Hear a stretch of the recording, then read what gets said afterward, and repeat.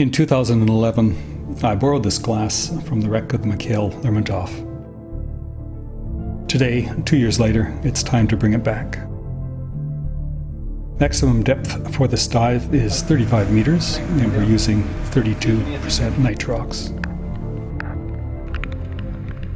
When I started diving for my 60th birthday, I never would have dreamt that I could assemble all that gear and happily drop into the water. Above the surface, our equipment weighs over 70 kg. But once into the water, we're weightless. It's like floating in space. It's wonderful. We've arrived at the pool skylights. This is our entrance into the wreck for this dive. In the previous 2 dives, we lined out the route through the wreck. Now we can safely navigate the wreck even in total darkness.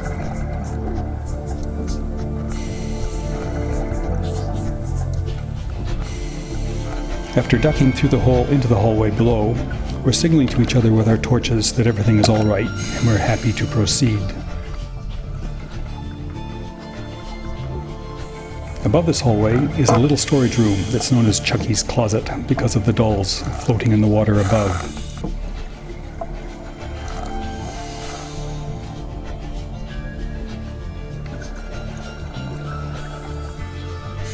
We swam under the barber shop, which at 35 meters is the deepest point of our dive.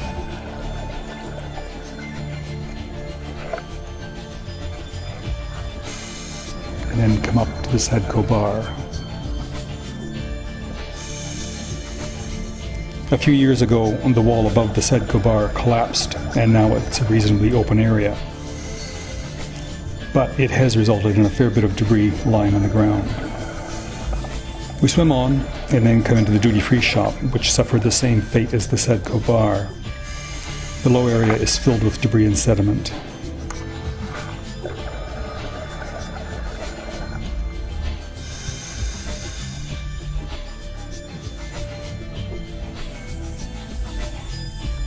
Eventually, we arrive at the circular stairwell in the middle of the lounge deck. The stairwell is easily identified by the banister, but a little confusing to navigate as it's lying on its side. In those tight spaces, we have to be careful not to stir up too much sediment, or we would lose visibility quickly.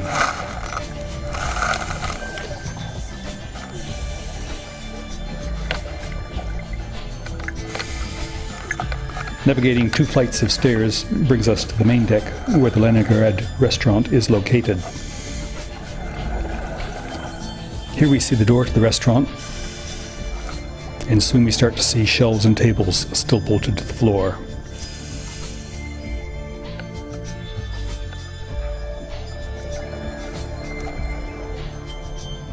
But the floor has become the wall, and now all the tables are standing sideways.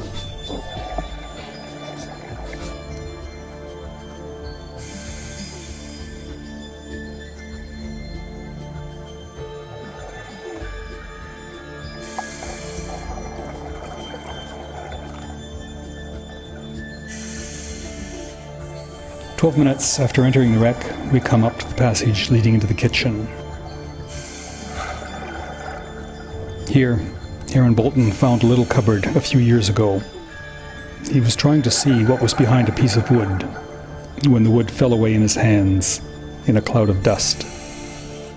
He brought me back the very next dive, and it turned out to be a cupboard loaded with china and silverware.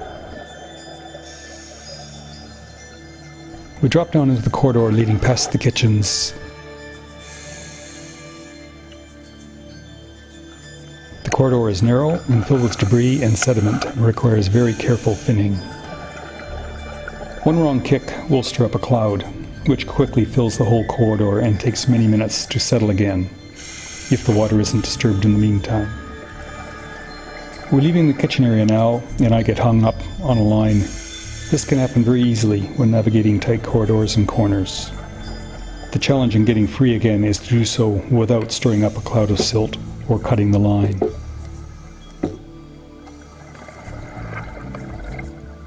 Finally, we arrive at the entrance to a stairwell, which we have to swim through to get into the crew mess. Another tight area with a bit of ducking and diving around the banisters,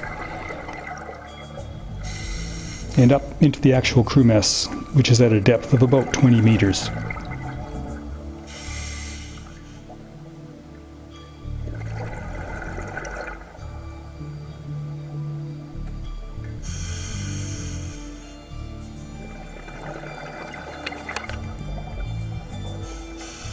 This is where we decided to return the sherry glass with a little note telling its story.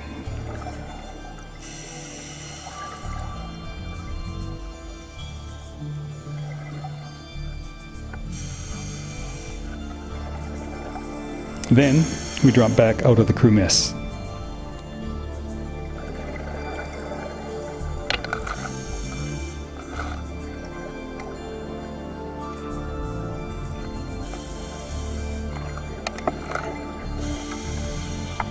Tucking around the banister and up into the promenade deck, which will give us our exit from the wreck after 30 minutes inside.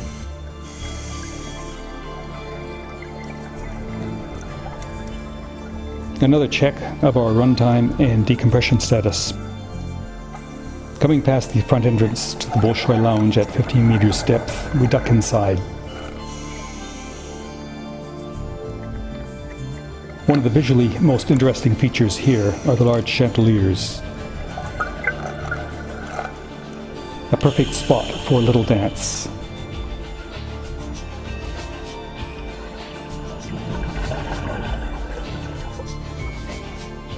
By now, we've spent 53 minutes underwater, and it's time to head back to the surface.